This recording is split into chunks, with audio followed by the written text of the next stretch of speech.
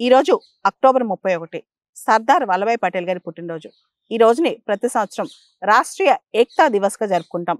National unity day. ప్రధాని మోడీ గారు ఈరోజు గుజరాత్లోని ఏక్తా నగర్, ఎక్కడైతే 182 మీటర్స్ హై అంటే చాలా పొడవైన స్టాచ్యూ సర్దార్ పటేల్ గారిది గుజరాత్లో ఏక్తా నగర్లో ఏర్పాటు చేశారో అక్కడ ఆయన ఉపన్యాసం ఇచ్చారు.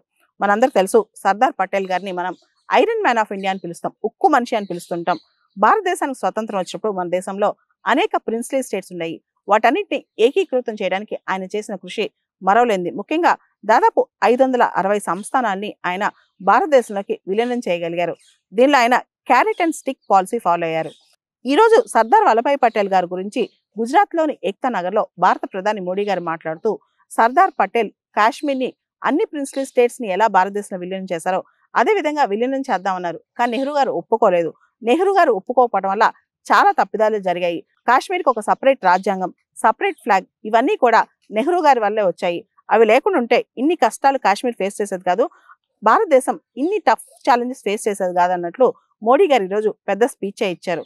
మనందరికి తెలుసు సర్దార్ వల్లభాయ్ పటేల్ గారు కాశ్మీర్ని కూడా మిగతా ప్రిన్స్లీ స్టేట్స్ ఎలా ఇంటిగ్రేట్ చేసుకున్నామో అదే విధంగా ఇంటిగ్రేట్ చేసుకుందామని ఆలోచించారు. అంతేకాదు మన రాజ్యాంగంలో ఆర్టికల్ 370 ఏదైతే ప్రత్యేకమైన ఆర్టికల్ కాశ్మీర్ కోసం పెట్టామో దానికి సంబంధించి కూడా అంతకుముందే ఆయన దాని మీద అసలు ఎట్లాంటి అభిప్రాయం వ్యక్తం చేయలేదు.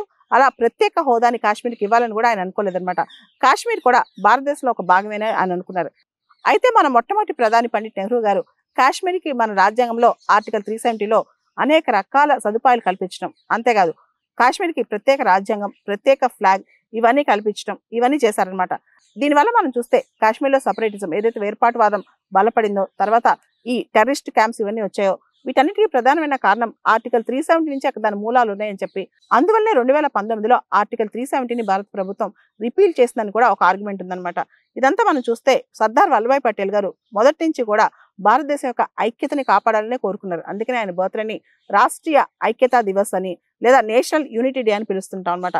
ఈ రోజున అంటే అక్టోబర్ 31వ తారీఖున గుజరాత్లో నర్మదా జిల్లాలో ఏదైతే స్టాచ్యూ ఆఫ్ యూనిటీ ఉందో అక్కడ నేషనల్ యూనిటీ డే పెరేడ్ నిర్వహించారు. అంతేకాదు BSF, CISF, ITBP, CRPF, SSB అందరూ కూడా అక్కడ కంటింజెంట్స్ వెళ్ళి కంప్లీట్ మిలిటరీ పెరేడ్ చేశారనమాట. దాంతో పాటు మన రిపబ్లిక్ డే పెరేడ్, గణతంత్ర దినోత్సవం రోజు పెరేడ్ చేస్తూ ఎలా టాబ్లూస్ ప్రజెంట్ చేస్తామో అలాంటి టాబ్లూస్ కూడా ప్రజెంట్ చేశారు.